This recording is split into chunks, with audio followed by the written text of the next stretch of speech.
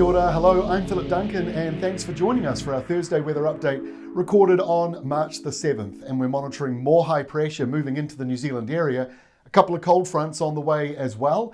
And up in the tropics, we're monitoring a low for next week that might bring some rain. It's a 50-50 call. Let's have a look at the moment, see what's going on. High pressure to the north of the country, high pressure to the southeastern corner of Australia. These two are basically merging over the next couple of days, but there is a southerly flow coming through and a very weak cold front today moving up the South Island. It's going to fall apart as it moves into the North Island. Pretty windy around Wellington, windy at the bottom of the country as well. Elsewhere, fair bit of cloud around, but not a lot going on. So here is all that cloud. This is around for most of today and tonight. Anticyclonic gloom. Quite often when you get these longer nights, cooler nights, and the mild days, and the sea temperatures are at their highest at the moment, perfect recipe to get some cloud. So you can see that front, pretty weak one, moving up the west coast, a bit of rain here, a few showers in Southland. But this is the main high pressure zone. For the next 48 hours, they kind of merge, and you have this one new big high by the time we get to Saturday evening. Still got a southerly flow in many places, so the mornings will still be slightly cooler, but a mix of sun and cloud around the country. So rainfall-wise, well, not a huge amount on the way. That front coming up today brings in a little bit of rain for the west coast, and then just a couple of showers in the days after. So we're really only at the bottom of the scale here, 1 to maybe 10 millimetres, maybe a little bit more up in the mountains here and to the south, but otherwise not seeing a huge amount of wet weather. And you can see why. Look at Friday lunchtime.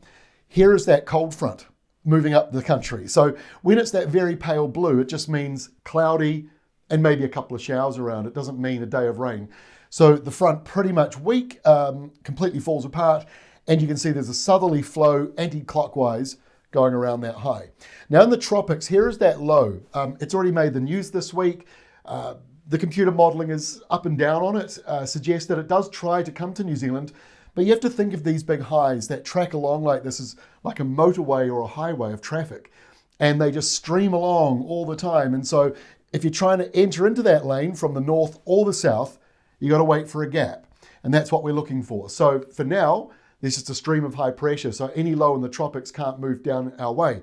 But at the end of next week, that's when things get a little different. So here we are on Saturday this weekend, southerly flow around the country, slightly cooler in some areas, mostly dry too. Maybe just a couple of isolated coastal showers, otherwise not much going on.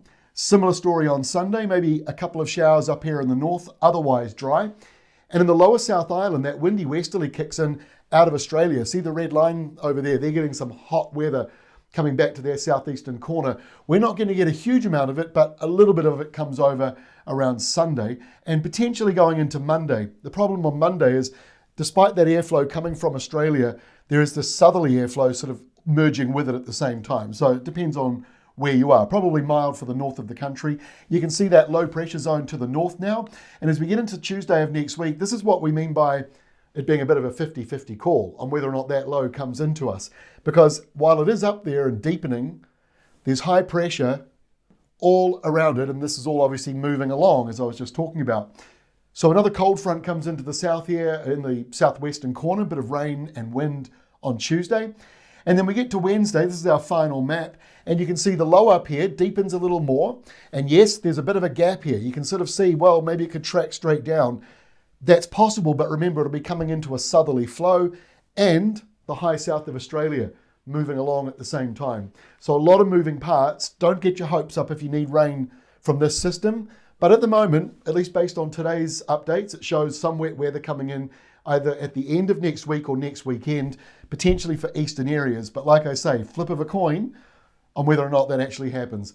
Meanwhile, back further into reality, we probably are seeing some cold fronts moving up the country, but again, very weak. This is a classic El Nino setup to have high pressure around Australia, not quite over us, and so we're on the edges of it. And that's pretty much the forecast for the next week ahead.